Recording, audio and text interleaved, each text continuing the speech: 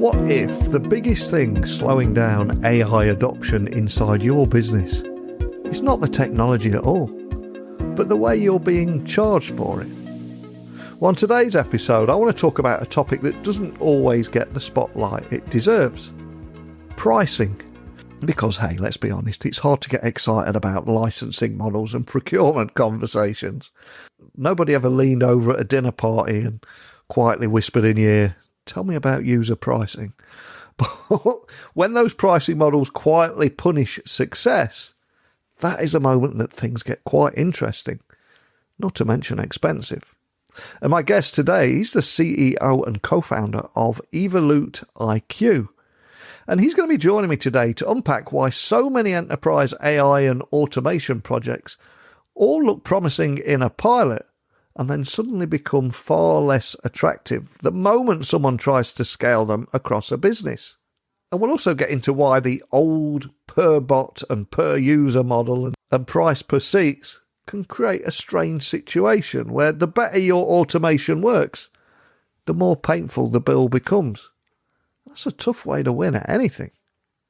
And I also want to get into an even bigger issue that should resonate with business leaders listening today. And that is how many companies might think they have an automation problem when in reality they have an orchestration problem. In other words, the issue is not whether a single tool can do a clever thing. The issue is more about whether all the moving parts across the business can actually work together without creating friction. More vendors, more cost, and more headaches for the CFO. Nobody wants that. Well, my guest will guide us through the noise, bring a clear and practical view to this conversation, and talk about why AI alone will not magically repair broken processes, and why end-to-end process automation matters far more than shiny features, and why outcomes-based pricing is starting to get serious attention in the boardroom. So there is going to be a lot in this conversation for CIOs, CFOs, transformation leaders, and frankly, anyone who has ever sat in a meeting where somebody says, "Hey, the pilot was a success," while quietly avoiding the question of what happens next. So if you've ever wondered why so many AI projects still stall after early promise, or why scaling automation can feel like stepping onto a treadmill that changes by the minute, you should enjoy this one. So if you're ready to rethink what enterprise AI adoption should actually look like, hold that thought, because I'm going to introduce you to my guest right now. So a massive warm welcome to the show. Can you tell everyone listening a little about who you are and what you do? Neil, thank you so much for having me on your podcast. My name is Sameet Gupte. I'm the CEO and co-founder of a company called EvoluteIQ. We are an end-to-end deterministic agentic AI platform.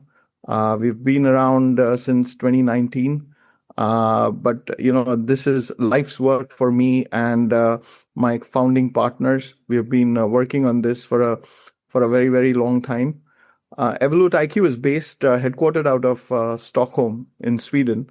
We have global operations. We have our R&D centers out of Menlo Park in California and in Bangalore, India.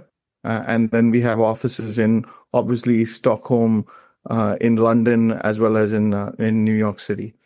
As a company, we've been around, I said, for 7 years, but we've been thinking about this since 2004. We sort of conceptualized EvoluteIQ back then. We put pen to paper in 2007, 2008. And, we've been building this in stealth for, I think, about 10 years, working with some very close partners and prospective customers, getting feedback. And we incorporated it in 2019. And, since then, it's been a fun ride. We started EvoluteIQ to address a very, very simple problem, which is, focusing on the process rather than parts of the process.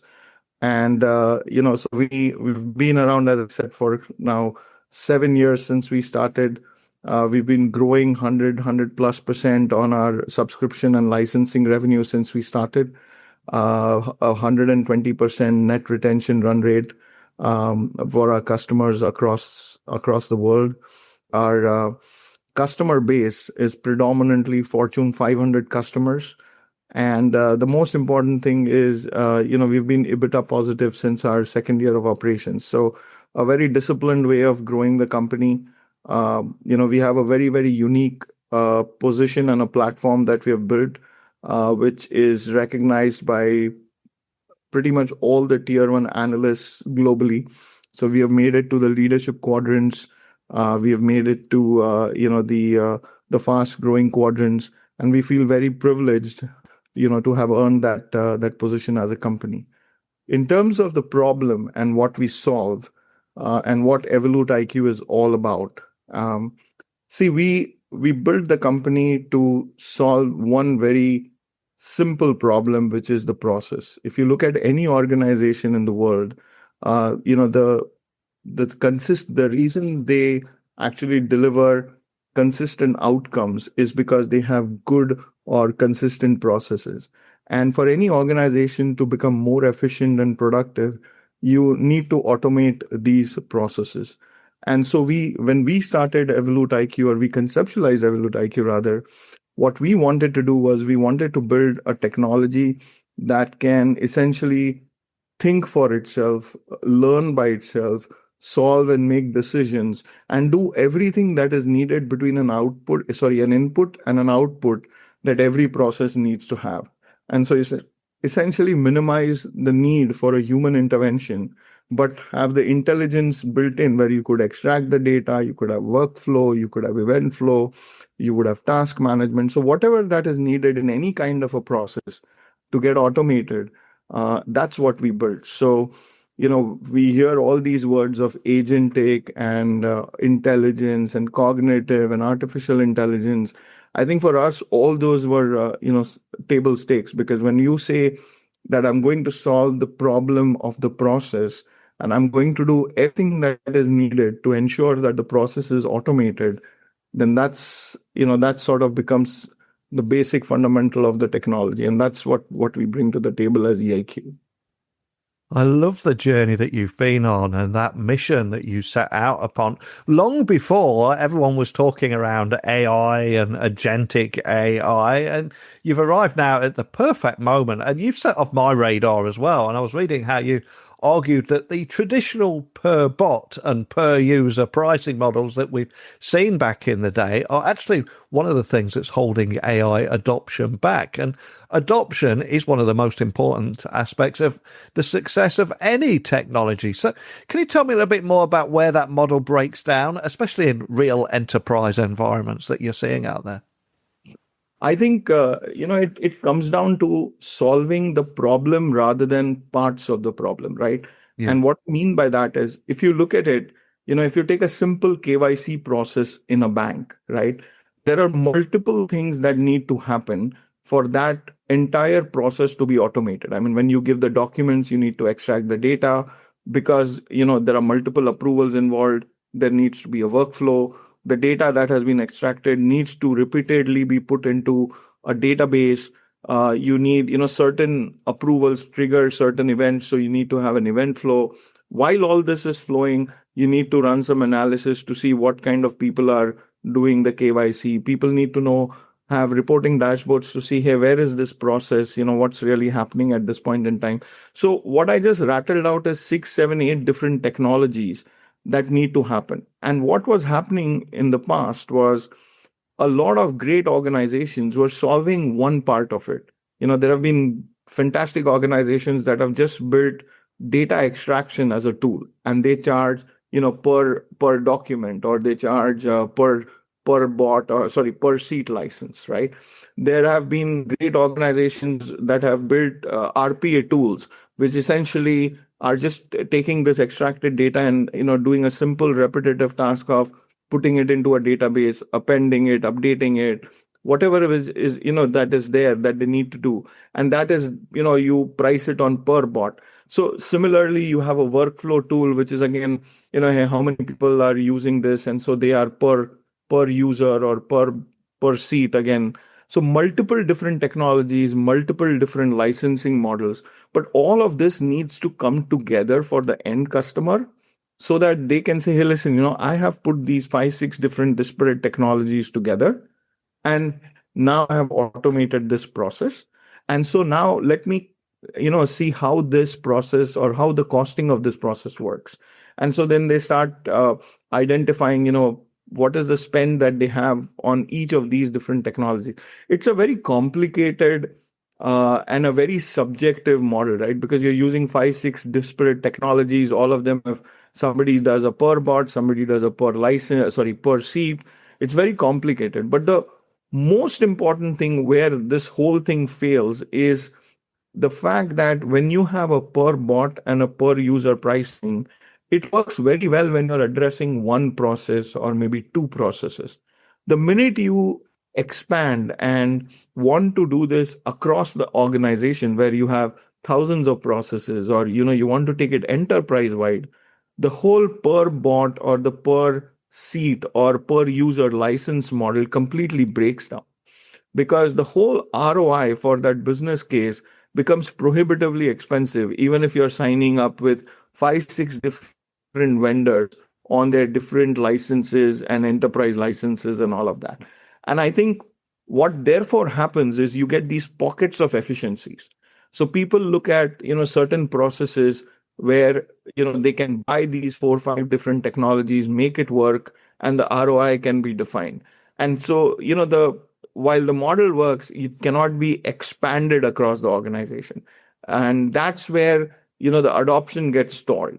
And I think when we looked at, pricing EvoluteIQ and the EIQ licensing model, we said, what are the things that are restricting an enterprise to exploit or sort of drive automation across?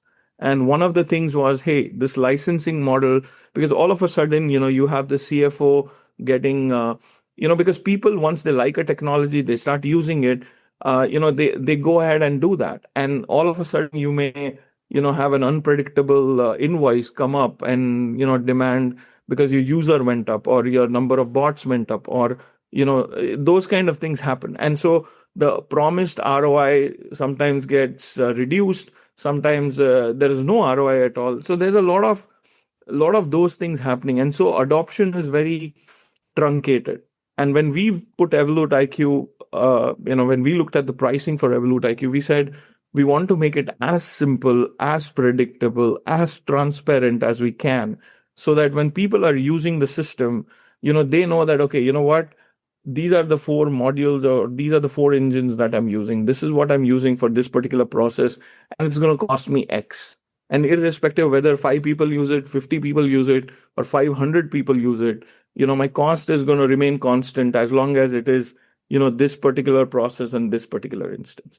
So we drove it from the thing of, we want to move to the outcomes based, right? So that's what we are doing with most of our clients. And so the whole idea was, hey, let me focus on what is the ROI that you are looking for, and let's put that ROI down in stone, and then, sort of work with that and make sure that the adoption increases. It's so refreshing to hear you talk about ROI in this way, because I think over the last 12 to 18 months, we've seen countless examples of early adopters of AI and other emerging technologies that have struggled to find ROI on those expensive tech projects. And I've got to ask, why does success in an automation pilot often make scaling harder for a cost perspective, and how does that maybe trap organizations into what many increasingly call pilot purgatory, which I know there's so many that find themselves in that space? But tell me more about that. One of the things is, everybody wants to dip their toes in before they, sort of do the big bang change, right? Yeah.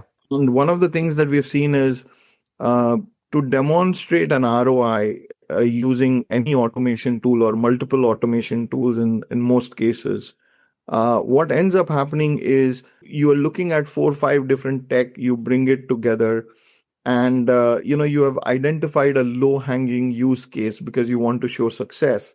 And you do show that success and it kind of works. And then just what I said in the previous question that you asked me, right? What happens is when you expand that and you say, okay, I tried it for a very small use case, the low hanging fruit, everything works out, everything checks out. This is great. Now let me take this and expand it to, a medium to complex process. Let me expand this to a very complex process. The minute you go to that, the plethora of options opens up in terms of, hey, this needs to be licensed, this needs to happen, infrastructure, all of that. And all of a sudden, the pilot, which was very successful, doesn't seem to be very viable in the big end-to-end model, or with multiple processes. And so what ends up happening is, hey, this worked very well for me for this one process.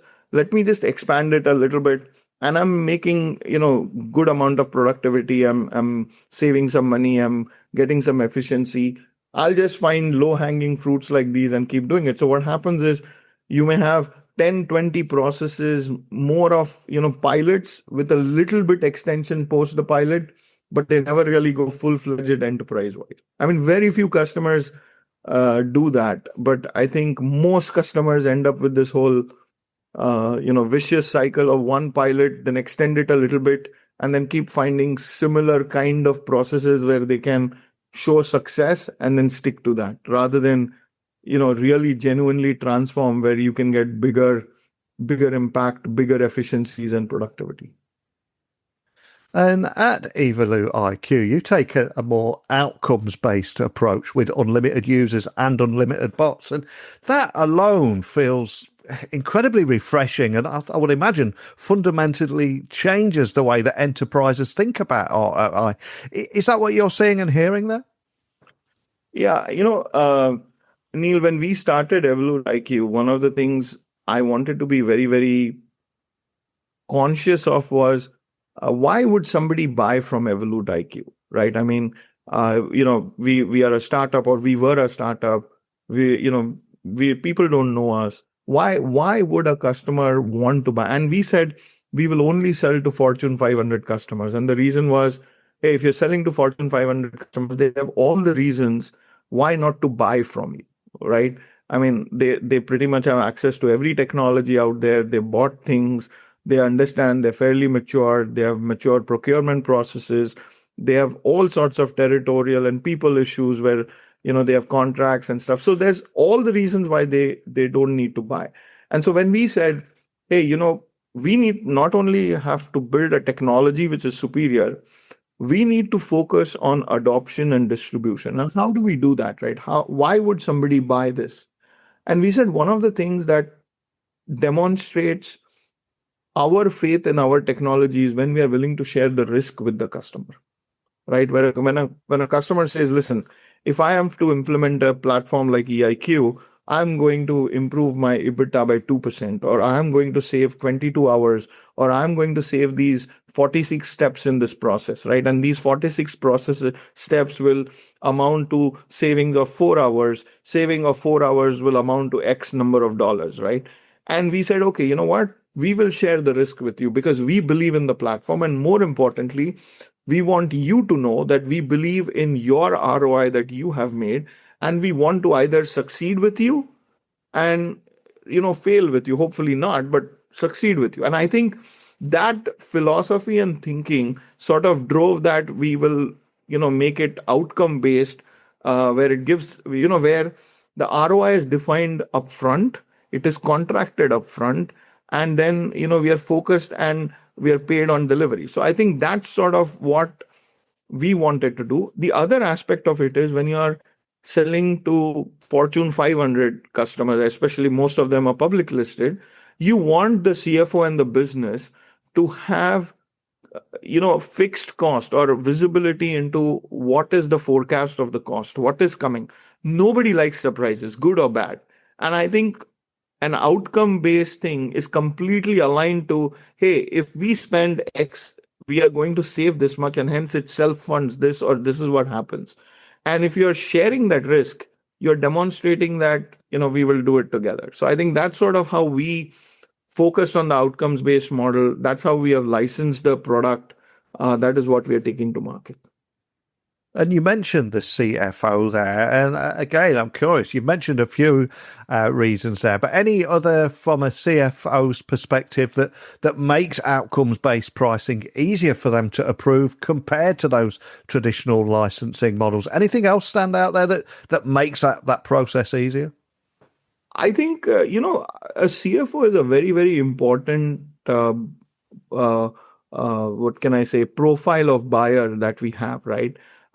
Because, automation is not a automation and AI, especially in today's world. It is not a project or a program.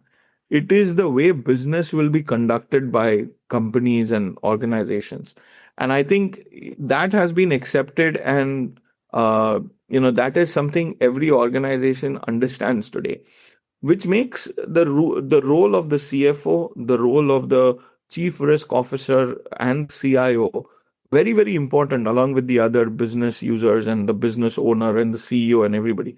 The reason is because the CFO wants to know what is my cost, what is my exposure, what is my liability in terms of doing what I'm doing, right? And I think one of the things we find, we get a lot of support from CFOs is because it's the pricing for EvoluteIQ platform is very, very transparent. It is very predictable. We outline sit with the customer and structure the baseline of where we are starting, where we have to go to. Everything is committed right up front, and it's very clear if we don't get to that, what is the spend. If we get to that, what is the spend? And once we get to that, the future of the next 2 years or 3 years is contracted and signed off. So it's a solid line of cost for the CFO, and everybody likes that, especially in today's world, right? So I think that's one of the reasons why I feel the CFO is super important, and it helps the CIO as well, because having a partner in the CFO who understands, how you're choosing the platform and why you're choosing it, and how the cost of that platform can be structured as an OPEX or a CAPEX, and how does it work in the P&L. I think all those things also matter, right? Really do. And I think as enterprises also look to reduce vendor sprawl, which is something that we're seeing a lot of now, I've got to ask, what are you seeing in terms of demand for more integrated end-to-end automation platforms? Feels like there's a real desire for it now, and it also feels like there's a big opportunity there. But what are you seeing and hearing? Neil, we were born as end-to-end. I mean, when I said at the beginning of the conversation, right, that we wanted to solve the problem rather than parts of the problem, right? And so we have always been this way. We built the platform this way. We architected it this way. We priced the platform in a way that it is always addressing the problem rather than parts of the problem. And so what we have always said is, for me, this is not a new thing where people are saying, listen, I've bought these 5, 6 platforms. I need to consolidate it into one or two. And we always said, hey, if you are a retail company, or if you are a bank, or you're a healthcare company, what is it that you really do? Are you building the best RPA solution or the best workflow solution? Or are you building, an efficient process for KYC? Or are you building an efficient process, to distribute your goods that you are doing as an FMCG or a retail? If you are a business and your business is to, sell food, or if your business is to sell airline tickets, or your business is to, give mortgages and loans, then focus on that, right? And to do that, you don't need to have the best RPA platform, the best workflow tool, the best whatever, right? I mean, there is always the argument of best of breed versus do you want to put everything in one basket, and people have different opinions. But more and more what I'm starting to see is, especially with Gen AI and the advent of what we are seeing in the marketplace with the adoption of AI, people are understanding that, hey, you know what? I want to build a technology and a platform where, I don't know why I'm paying 6, 7, 8 different disparate technologies and solving parts of the problem when my focus as a business is to have the most efficient process. And so instead of going to five, six, seven, eight different technologies, why don't get I focus on one single stack, which gives me all of this, integrates into my homegrown systems, and is got all these connectors. And that's sort of what we are seeing. I mean, one live example I have is one of our retail customers is consolidating seven different well-established platforms who have been around for, I think, anywhere between 10 to 30 years. They're consolidating them down to two platforms, and one of them is EIQ, right? And we see this happening more and more. There is always also the debate of best of breed versus one single technology, and you will have people who vehemently believe in saying, listen, I'm not going to put all my eggs in one basket, and that's fine too. But I think more and more we are seeing people understanding the benefits of having that instead of the best in class or the best breed, because in reality you're not building the best RPA or the best workflow. You're actually building the best process for your business. And when you say best, you essentially have to ensure that it is efficient, it is productive, it is the fastest path to output, and more importantly, it is economically much more viable than something else. So I think that understanding is sort of happening with a lot of prospects and customers that we see out there. And so I think I believe we will see more and more of this. And when I was doing a little research on you, I was also reading that you've said that many organizations out there don't actually have an automation problem. They actually have an orchestration problem. And I love that line. But for listeners out there, can you just tell me a little bit more about what that means in practice? So, it's something as simple as, you build all these different, I mean, an organization is a living being, right? I mean, you're constantly building something, you're solving some problem, you're addressing some compliance, so you're building something to be compliant. So constantly you're either building different applications or you're upgrading different applications, you're integrating to different systems internally, externally. At any point in time you're doing that, and every time you build something or you update something or you integrate something, you're essentially it's always a part of some process or something within the organization, right? And so the truth is you need all of these different aspects of the organization's applications, tools to work in harmony so that the input and the output has the the fastest path or the most smoothest path to execution. And I think that's where the whole orchestration comes in. I mean, if you take any organization that has been around for more than 30, 40, 50 years, you will see, or even some new organizations, right? But you will see that, it will have everything. It will have an IBM mainframe. It will have things which people have written in, Visual Basic. It will have so many different things and so many different generation of things which need to work in simple harmony, right? And to do that, it's not just about automation. It's about orchestration, getting all of this together to work in harmony.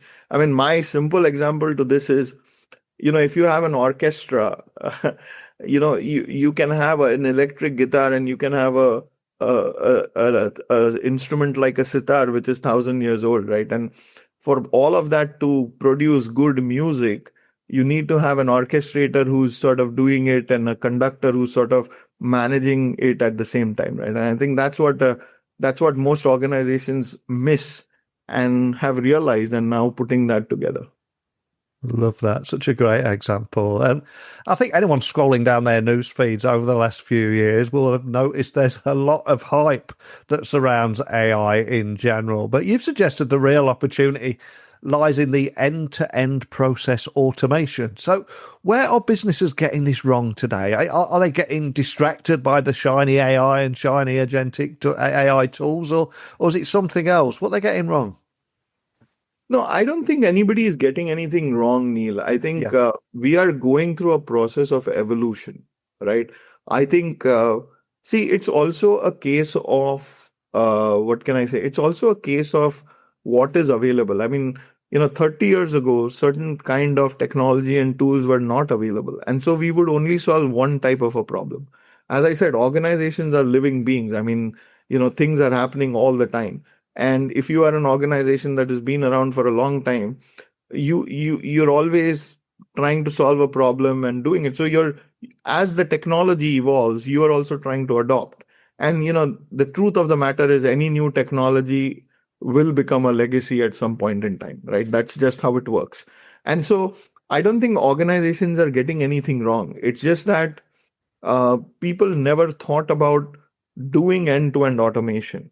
Okay, they did not think about looking at the entire process as a whole, because there wasn't a technology, or there weren't too many technologies out there that were looking at it as a whole. I mean, giving you the EvoluteIQ example, I remember back in 2019 when we started the company, myself and one of my other founding partners, we were at one of the largest telecom providers in the world presenting, and they said, "Hey, we don't believe in doing an end-to-end automation.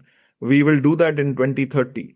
You guys are trying to tell us, I mean, we would rather focus on having an efficient task management tool, an efficient workflow tool, whatever." That doesn't mean that they were wrong. It's just that at that point in time, that seemed to be the right thing to do, because the technology had not evolved. Gen AI was not there. What we were trying to sell as Evolute IQ was a vision for them rather than a technology which existed. For us, we have been talking end to end from day one, since the time that we were born. For many of our peers and competitors, it is something that they have evolved to over the past few years. And that is because the customer has started looking at it and saying, listen, why am I paying 5, 6 different licenses for different people? Why am I paying for integration? It is costing me so much money. It's so much easier now to do it with AI. It is so much more easier for me to write my own Gen AI scripts. So I think the buying pattern has changed, technology has evolved, and today the customer has become smarter, where the customer is saying, listen, don't solve for the problem, sorry, part of the problem. If you're going to solve for the whole problem. And I think the smarter customer is actually saying, listen, solve the whole problem and share the risk with me by pricing it based on the outcome of what you're going to solve for me. I think that's what is happening, and I think that's where the world is moving. And for any business leader that's listening today, trying to look for takeaways, tips, or learn more about what could be waiting on the road ahead for them, what urgency do you see for enterprises to rethink in their approach for AI pricing, automation strategy, and all those things, and avoid risking falling behind their competitors? Anything that you'd offer to anyone listening there on what they can expect on the road ahead and what they should be thinking about?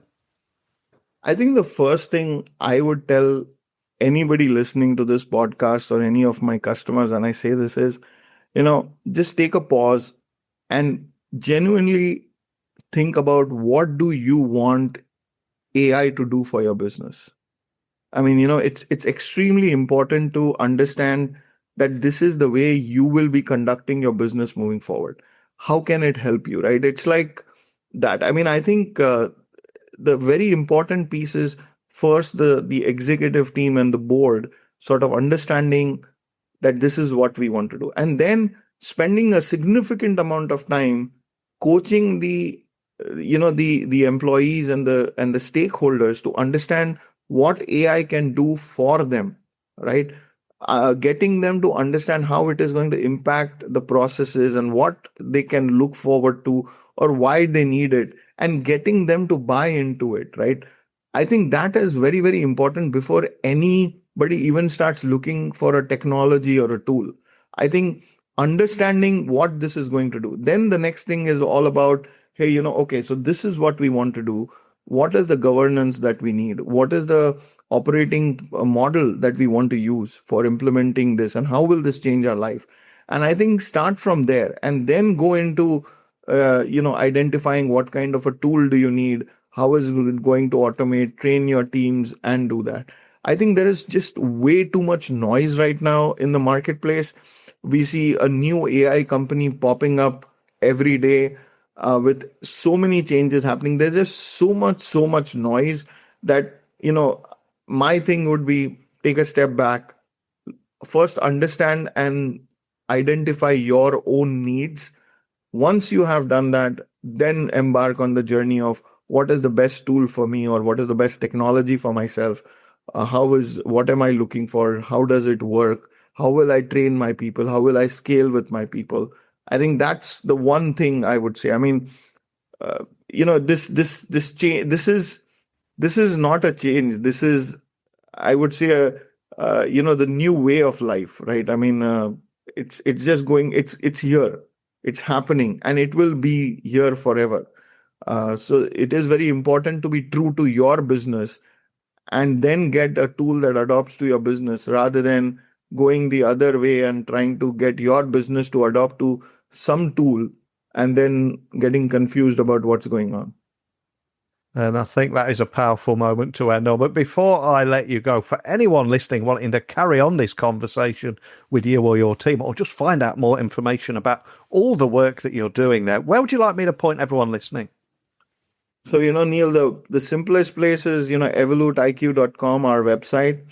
I think we'll be very happy to, there's an email there which says collaborate@EvoluteIQ.com. We'll be very happy to answer any questions or reach out or speak to people. And then also, we are going to make a few announcements and, a few good things in the next few weeks where people can leverage those as well. And, we are always happy to respond to any questions, queries, or share our experiences. Would be very happy to do that. Well, I will add links to everything that you mentioned. Now, I'd urge everyone listening to check you guys out. We covered so much there, so many big takeaways from my point of view as well, from AI pricing models, why the per bot and per user model is killing adoption in many ways, how enterprises don't have an automation problem, they often have an orchestration problem, and AI doesn't fix broken processes too. The real innovation isn't AI, it's actually that end-to-end process automation. I'd invite everyone listening to let me know their experiences, their insights, having listened to you today. But more than anything, just thank you for joining me. Thank you, Neil. It's a pleasure. Hopefully the weather stays the same and you get to enjoy the sun more. So, having listened to my guest today, where does that leave you after today's conversation? For me, the big takeaway is AI adoption is still being held back by a lack of ambition. Yeah, of course, most organisations have plenty of ambition, no shortage there. But what gets in the way is a gap between a promising proof of concept and a model that actually works across enterprises without creating cost anxiety, vendor chaos, or internal resistance. And Sameet made a strong case today that the pricing model matters far more than many people would like to admit. Because it does shape behaviour, trust, and determine whether a project ever gets beyond early applause. And I also liked his point that businesses need to stop obsessing over isolated tools and stop thinking much harder about process. If a company is still stitching together disconnected systems, teams and workflows, and then adding AI on top, can obviously sometimes feel like just putting a very smart sat-nav in a car with 3 wheels. Yeah, it looks impressive in the brochure, but you're not going to get very far in it. And I also want to thank him for his timely reminder here for leadership teams listening. Because buying into the next wave of AI promises means that you need to take a step back sometimes and ask a simple question. What exactly do we want this technology to do for our business, for our people, for our customers? And yet it sounds incredibly obvious, but as we all know, obvious questions are often the ones that are skipped when everybody gets excited about the latest trend. But if today's conversation got you thinking about pricing, orchestration, automation strategy, or that real ROI, what it looks like in an AI era, please make sure you check out the links in the show notes. Let me know your thoughts on this episode, techtalksnetwork.com too. And have a think about whether your company is still buying too many AI tools without fixing the process underneath. So let me know your thoughts. Other than that, it's time for me to go now. I will return again tomorrow in your podcast feed, ready to speak directly into your ears again, but hopefully you'll join me again then. Speak with you soon. Bye for now.